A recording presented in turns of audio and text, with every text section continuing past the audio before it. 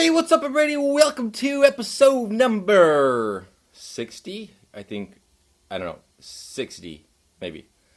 Um, Episode 60 on season 1. Today, so on one of my other videos on the season's live episodes, or whatever we call them, I got a question from Denol.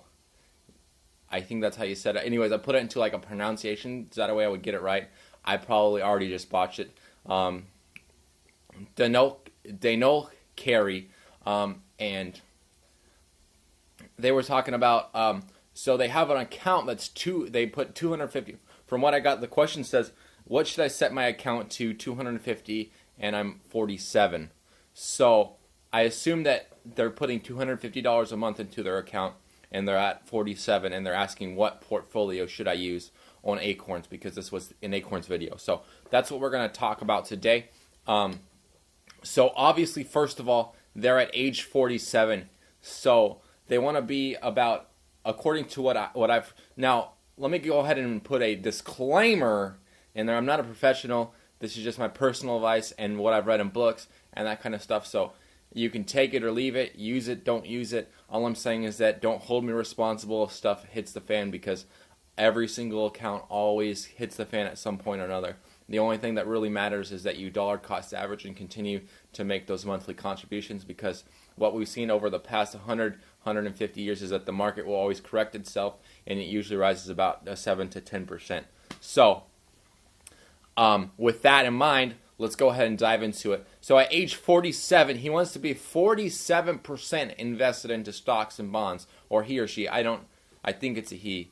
Wants to be 47% invested into stocks and bonds. So this means that he's kind of caught between the conservative account and the moderately conservative account. So for the moderately, so I would suggest being invested into the moderately conservative account, and I'll explain why here in just a second. But the conservative account, you're going to be 60% invested into stocks and bonds. So this is going to be what you're going to want to use for late retirement. So once you turn age 60, I would convert everything over to a conservative account and let it sit. And you're probably not going to make monthly contributions off that, because you're probably not going to expect much return.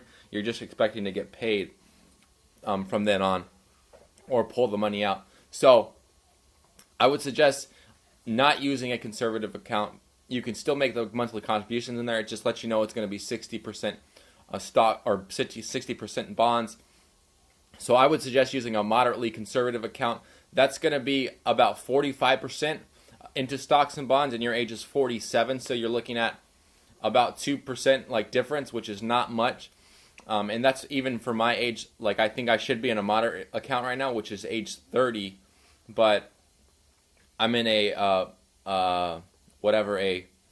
the one up from that moderately aggressive account, and it's I should be 15, but just because when I first got into it, it was at 25, and so that's why I switched over. But then they just added some new stocks and readjusted the account, so I'll probably adjust it here in the next 2 years. So that would be 25% into government bonds. Those are treasury bonds, usually short-term bonds. They're going to be about 1 to 2.8% return. So on the cash that you put in, you're going to get about 1 to 2.8% return. That's going to be just about enough to hedge against inflation. You're going to really probably actually lose money by leaving it sit in there on those government bonds, but you're still going to be getting compound on that. But at least the money's going to be kind of preserved. So government bonds are the safest bonds to be in. Those ones are the absolute safest when you put into a savings account or a certificate of deposit. That's what they use to pay you interest, is mostly government bonds, because those are the safest. Those are the most secure. Next, you're going to have 20% into corporate bonds. This includes companies like JP Chase, Goldman Sachs, Morgan Stanley, Bank of America, AT&T, and Verizon. And those ones usually, so for corporate bonds, they usually pay about a 5 to 7%. The reason why it's higher interest is because they're a little bit more risky. AT&T could come out tomorrow and be like, we're bankrupt, we're not paying on our bonds, and boom, you would lose some money. But AT&T's been around for how long exactly. So it's pretty safe. The only thing is that they're not as secure as government bonds. So that's why you want to put more into government bonds and have it more secure. But you want at least 45% into those, because if the stock market were to crash, you don't want to lose all of your money in the stock market. You want to have some preserved into government bonds and corporate bonds. So that way you at least keep 45% of your money. So here's what I did for you is I went ahead and compound interest calculated your, if you were to pull out your money at age 65, which for you would be 18 years from now, and you were to deposit started account was $250, and you were to make a $250 contribution for the next 18 years, and at 5%, so we're saying your account goes up by 5% a year, you would have contributed $54,000, $54,250. Your total interest that you would have made off that would be $34,027.87.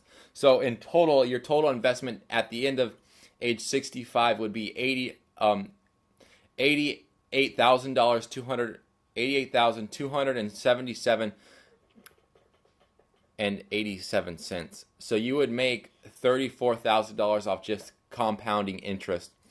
So it's still a great idea for you to use it as a return on as an investment strategy. However, I think that, if you wanted to, for the first like 3 to 4 years until you were age 50, you could probably put it into that moderate account and try to get better returns. It would be a little bit more risky, but I think that you could probably put it in there for a little bit. However, it's kind of hard because the market's probably going to go through a correction here shortly, so I would suggest playing the safer route. And it's kind of, if you haven't watched my video on how much should you invest into Acorns, or what Acorns portfolio you should choose, you got to kind of realize, like, how would you feel if you woke up the next day and you were already investing for 10 years and you had whatever $25,000 invested, and you woke up and it was at $10,000. Like, what would that do for you? Like, how would that make you feel? Would it make you feel like a loser? Like, what kind of, because if it's gonna, and lastly, like, would you pull it out? Because if you leave it in there, it's probably actually going to be worth more in the next like 5 years. So, you gotta kind of understand like your own risk, like what's your own personality in regards to investing. Like, if you were to wake up tomorrow and lose 5% on your account, like, how does that work? Like, what would that look like? Would that end your day, or would that, be like, whatever, it's okay, it's fine, and then it did the next day? Like, would you be like, whatever, it's okay, it's fine, like, we're going to continue to move on with this? So you got to kind of, when it comes to investing and long-term investing, even short-term investing, you kind of got to be really unemotional about it. Typically, the biggest fault with Americans and people in general is that when we use money, we get really emotional with investing.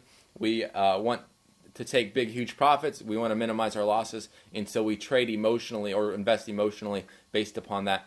But really, if you can pull out the emotion and just dollar cost average and set up monthly deposits and all that kind of stuff, you're going to be better off than someone who's emotionally pulling out money, putting money in, and all that kind of stuff. So I hope that explains to you a little bit about why I think that you should be in the moderately conservative account.